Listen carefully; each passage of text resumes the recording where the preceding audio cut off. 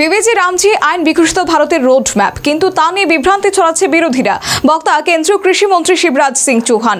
সেই সাথে তিনি বলেন, ভারত একদিন বিশ্বগুরু হয়ে দুনিয়াকে পথ দেখাবে।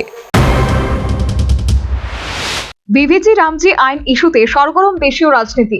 সরকার পক্ষ এই আইনকে গ্রামীণ ভারতের উন্নয়নের মাস্টার স্ট্রোক হিসেবে আখ্যায়িত করছেন। অন্যদিকে বিরোধীরা এই আইন গরিব মেহনতি মানুষের বিরোধী বলে প্রচার প্রসারে ময়দানমুখী হয়েছে। তবে সরকার পক্ষ এই আইনের সমর্থনে সরকারি এবং দলীয়ভাবে প্রচারে কোনো খামতি রাখছে না। বুধবার বিবেচি রামজি আইন প্রণয়ন উপলক্ষে জনপ্রতিনিধি সম্মেলন এবং বিভিন্ন গ্রাম উন্নয়ন প্রকল্পের উদ্বোধন ও লাভার্থী সম্মাননা অনুষ্ঠিত হয়। স্বামী বিবেকানন্দ ময়দানে এদিন এই অনুষ্ঠানে কেন্দ্রীয় কৃষি মন্ত্রী শিবরাজ সিং চৌহান, মুখ্যমন্ত্রী মানিক সাহা, প্রাক্তন মুখ্যমন্ত্রী বিপ্লব কুমার দেব, পঞ্চায়েত মন্ত্রী কিশোর বর্মন সহ সাংসদ ও রাজ্য মন্ত্রিসভার সদস্যরা উপস্থিত ছিলেন। জনপ্রতিনিধি সম্মেলনে বক্তব্য রাখতে গিয়ে কেন্দ্রীয় কৃষি মন্ত্রী শিবরাজ সিং চৌহান বলেন, বিবেচি রামজি আইন বিকশিত ভারতের রোড ম্যাপ, কিন্তু তা নিয়ে বিভ্রান্তি ছড়াচ্ছে বিরোধীরা। मैं आया हूं जी रामजी विकसित भारत योजना के बारे में भी चर्चा करने। कितने गांव का विकास होता था जब सीपीएम की सरकार थी।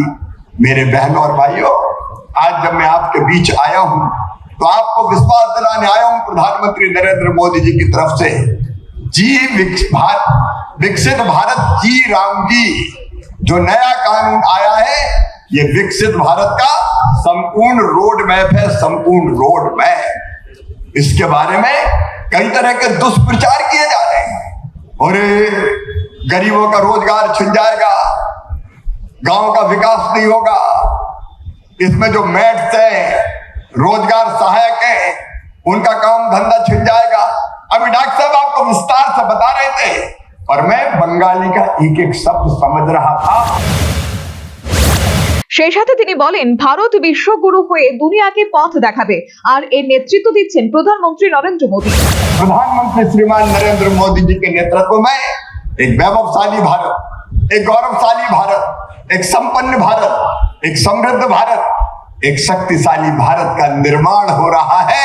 माँ, ऐसा आशीर्वाद देना कि भारत विश्व गुरु बन जाए और दुनिया को रास्ता दिखाने का काम करे, और ये होगा। आज मैं अगरतला की इस पवित्र धरा से ये घोषणा करने का साहस कर रहा हूं जो कभी स्वामी विवेकानंद जी ने कहा था।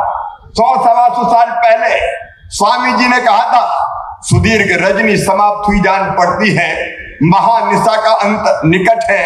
जो अंधे हैं वो देख नहीं सकते, जो बहरे हैं वो सुन नहीं सकते, लेकिन मैं स्पष्ट रूप से देख रहा हूं कि भारत माता एक बार फिर से अंगड़ाई लेके खड़ी हो रही है और विश्व गुरु के पद पर अधिष्ठित हो रही है। ये एक नरेंद्र ने कहा था, स्वामी विवेकानंद ने, और ये दूसरे नरेंद्र मोदी जी के नेतृत्व में। এদিন বিবেকানন্দ ময়দানে জনপ্রতিনিধি সম্মেলনে মুখ্যমন্ত্রী মানিক সাহা বলেন, মনরেগা আইনে অনেক দুরূহ বিষয় ছিল, কিন্তু বিবেচি রামজি আইন অনেক সহজ সরল, যা সকল অংশের মানুষ সুযোগ সুবিধা গ্রহণ করতে পারবে।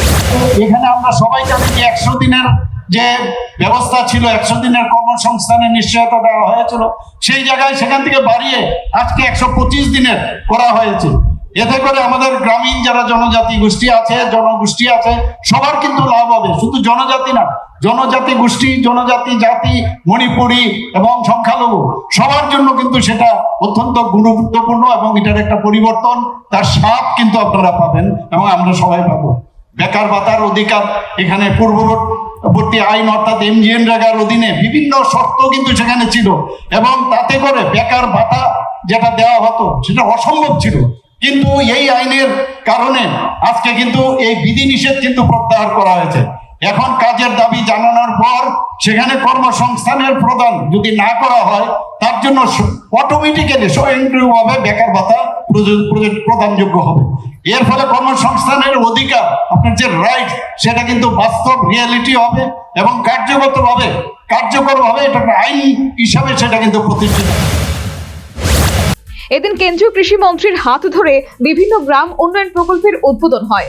তাছাড়া এদিন অনুষ্ঠান মঞ্চে লাভার্থী সম্মাননা প্রদান করেন কেন্দ্রীয় কৃষি মন্ত্রী সহ অন্যান্যরা। এদিন অনুষ্ঠান শেষে কেন্দ্রীয় কৃষি মন্ত্রী শিবরাজ সিং চৌহান দিল্লির উদ্দেশ্যে রাজ্য ত্যাগ করেন। Bureau report, news vanguard.